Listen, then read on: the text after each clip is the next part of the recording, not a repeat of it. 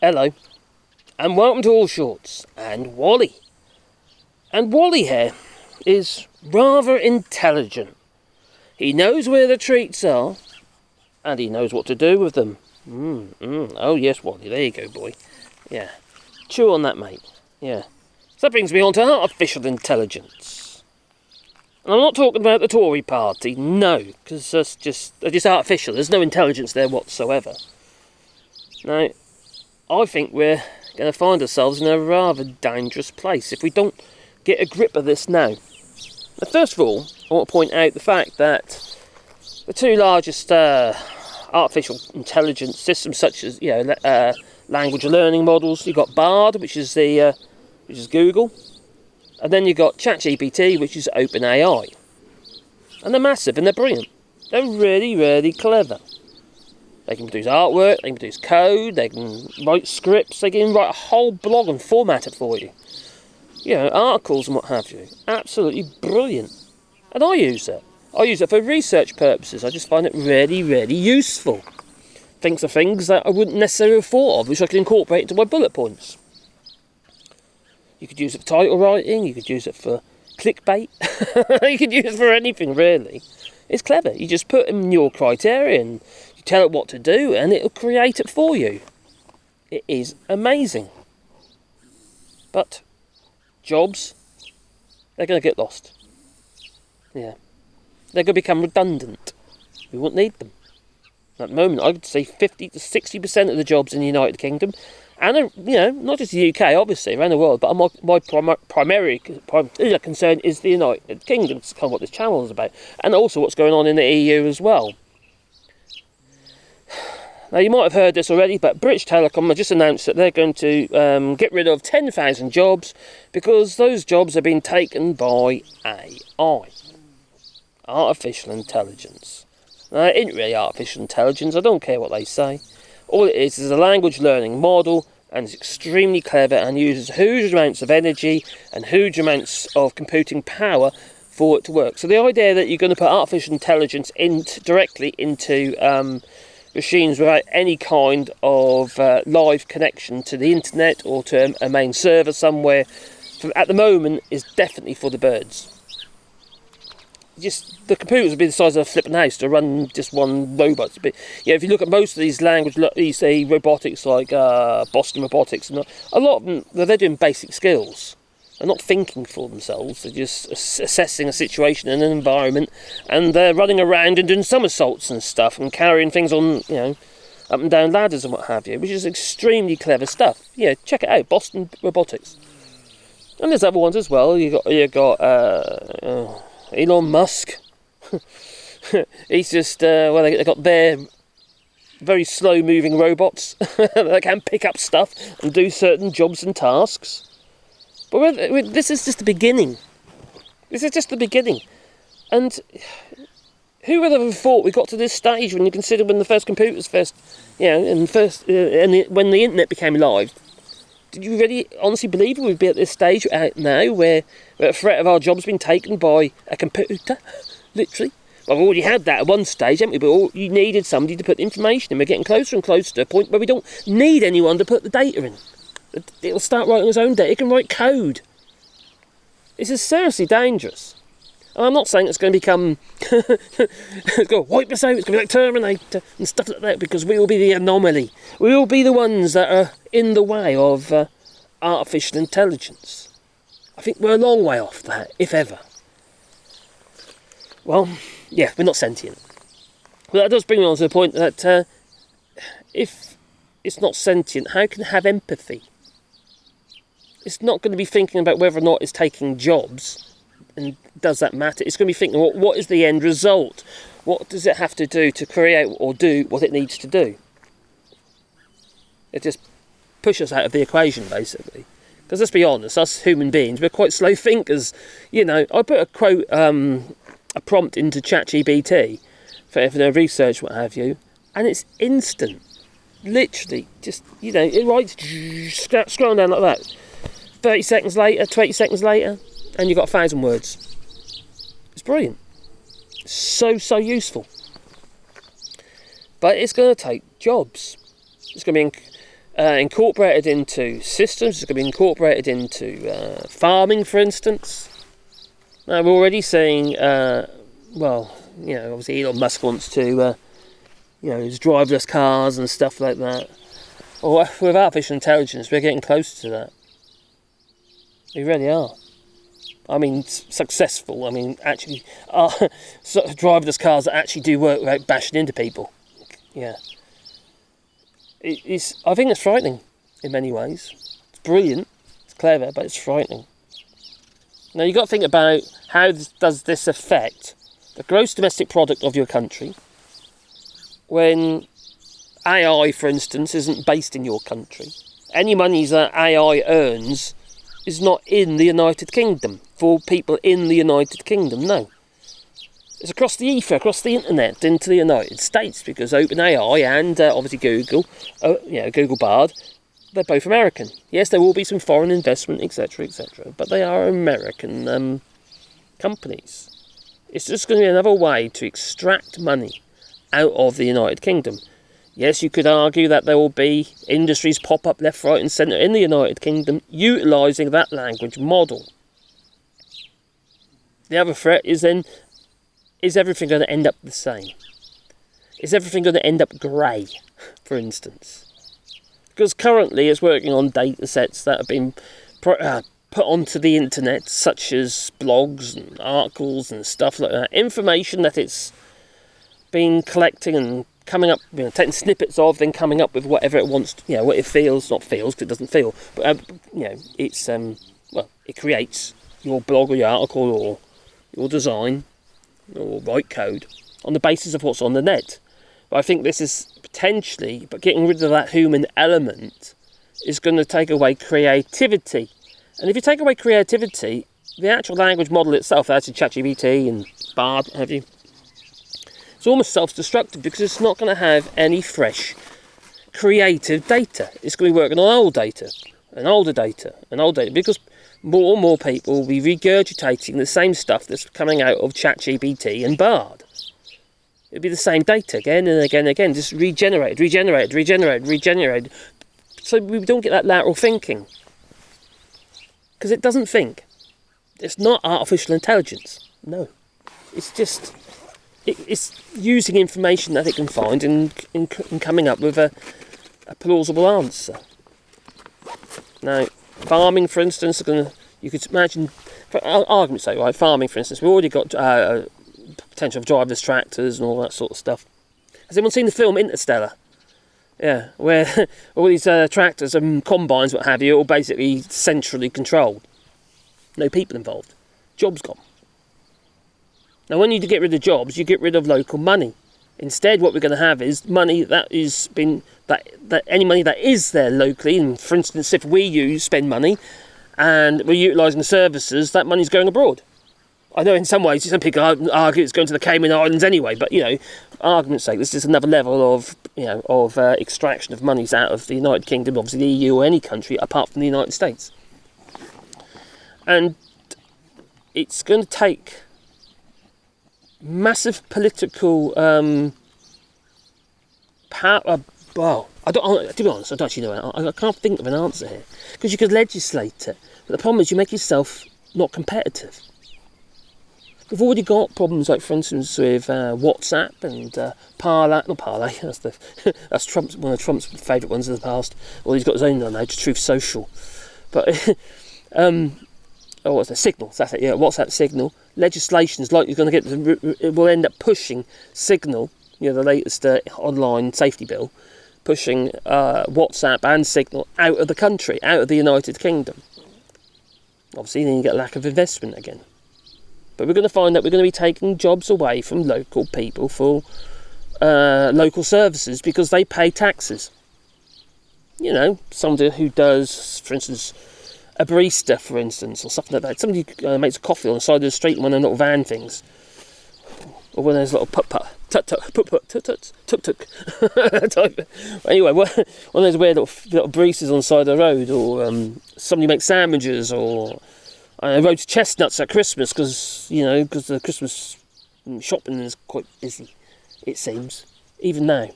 They don't spend so much money there. That's the thing, they do the window shopping, but then they go and order it online. We've all done it, I'm sure. Because it's cheap, because people are hard up. I get that. Christ, God, yeah. It's tough at the moment for many people. Many people worse. I'm struggling for money. I mentioned in the video yesterday. And by the way, thank you so much for your support yesterday. My best performing video was one of me saying that the videos aren't performing. The irony in that. and over 300 comments on that video as well that I put up yesterday. And I thought, oh, wow. And that was so. Do you know what that was? I was quite had emotional about that. The comments that I was getting, and I was feeling your love. That's what I was feeling your love. And then obviously the coffees and stuff like that people sending over, and it just tells me to carry on. It's an instruction. Carry on. I'm gonna collate my head, put it into some sort of order, and try and come up with something that's more manageable. So I can actually look at other things and earn some money. So yeah, thank you so much for that. I really do appreciate that. Anyway, let's get back on point. Yeah. So artificial intelligence basically is going to extract funding out of the United Kingdom, funding from local councils, for instance, when they're already struggling. You see what the government is doing to local councils. They're taking away their bottom line. They're doing all these free ports every boom where, which also is just extracting money out of the country. They've then got these asset holding companies which are extracting more money out from local communities. You need money in local communities so you can provide services. Not just the NHS, but some of the collective bins, for instance. Although that job might be taken. We will evolve around. It's not going to guide us. It's going to control us. We will, without any choice whatsoever, we will end up doing what the AI suggests because it makes more money. Yeah, because you're removing that human element, and obviously you've got human error as well. So you're taking away anomalies that potentially loses companies' money. But equally, why would a company, for instance, have a call centre in the United Kingdom to answer your questions? AI is so good now, in a negative way, it could be that call centre. You wouldn't know unless you're told. So maybe that needs to be in legislation. You are speaking to AI or something, chat robot, But the responses are just now they're becoming more and more humanised, and I think that's dangerous. I think we need to have legislation in place that clearly puts a divide between human beings and AI. Now, we saw what happened with the 2016 Brexit referendum, when many people were influenced by lies because they're just constantly pumped in front of their faces. Now, what if you could make those lies even more convincing by, I don't know, it's by... They've got a parody of somebody that you consider as being honest. Many people like that anymore, but somebody you consider as being relatively honest, and they think like you, but they're saying something that goes against your beliefs. You might be taken in by it. So politically, it's extremely dangerous. So we definitely need legislation there to help protect people from being, pushed down a direction that nobody should be going down. It's concerning. It really, in some ways, it worries me. In other ways, I thought, wow, really, that's amazing. And then I kind of click, oh dear, yeah. You realise, oh dear, that's going to happen, or that could happen. This isn't great. And what we're going to do about improving our gross domestic product? How are we going to get growth if all we do is exporting it? Because that's what we're doing, exporting growth. We're allowing the United States is going to become digitally a massive superpower. It's already a superpower, obviously, but I mean, it's going to become huge digitally, and they will effectively have control of AI systems around the world, because they are the language model. Unless, obviously, there will be other ones pop up. China's developing their own. Exactly, there's loads of them out there developing their own, artificial intelligence models, and they'll be designed in a way to be able to combat each other. So they become adversaries of each other. The AIs will become adversaries. So we definitely need legislation. But then, legislation could potentially make us less competitive. So there's a balance. Do you trust the Tories to do this? Because no, I don't. No. Definitely not. Because the only thing they're interested in is how can we make money as an individual. You only got to look at Richie Sunak, for instance. I know he's not going to be there for long, but Richie Sunak is, he's the son of, or son-in-law of a multi-billion-pound tech company, Infosys, who's still operating in Russia, but apparently that's okay. And then you've got AI for military purposes. They've already started using it in missiles, a level of AI. Which basically, if, for instance, that target is already obliterated, the AI, for safety reasons, will crash into the sea. Or, But what if it's used negatively? Okay, that target is now obliterated. We don't need to go there. We're going to go over that one over there now. So it makes military, your military attack more effective.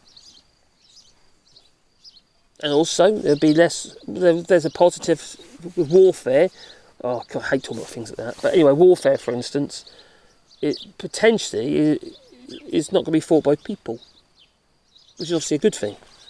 It can be fought by artificial intelligence. But do we really want to put that level of technology into things that can pretty much destroy you? How do you save the planet? Get rid of the human race. Because that's pretty much the bottom line. That is how you save the planet, by getting rid of us. So if AI starts becoming independent, that is a potential risk. It doesn't sound really harebrained, it's all very kind of like Terminator, isn't it? But, we should be thinking these things, instead of just ruling it, like some kind of harebrained thing, like chemtrails, or the earth is flat. We need to at least have an open mind to it, that there is a possibility. That's a worry, in many cases. Anyway, what do you reckon? Because I do actually love to hear what you have to say, and like I said before, I do read the comments and I learn by them as well. And like I said a minute ago, thank you so much for all your positive comments. I've got a couple of weird ones as well, but say anything. But and suggestions and advice and what have you as well. You should be looking at your woodwork and think about your well-being, your health and stuff like that. You're 100% right. I really got to. Because this channel's consumed me, and I think I'm a bit burnt out, if I'm absolutely honest. And but it's, the thing is, all I can say is that at least I recognise that, so it's now down to me to do something about it, isn't it? I'm not getting rid of the channel. Just some people say, don't get rid of the channel, don't stop, keep going. Just take a break for a bit and stuff like that. I'm not actually going to take a break, but I'm going to. I think I'll go through like a transition period or something. So come up with new ideas. That moment, just chat to the camera, or they end up long videos, mind. So that'll be a complaint. That'll be the next complaint. Your videos are too long. But it's just a chat. I have got a couple of videos I can actually put a lot online, but I'm probably going to be going live tonight as well anyway. So a bit of chat there. It was heartwarming to see the response from people. And it kind of tells me I need to carry on. And I do actually think it's quite important as well. I know it's only a small channel, I haven't got a huge amount of views, but let's say, for instance, the video makes 1,000 views. That's 1,000 people I've reached out to.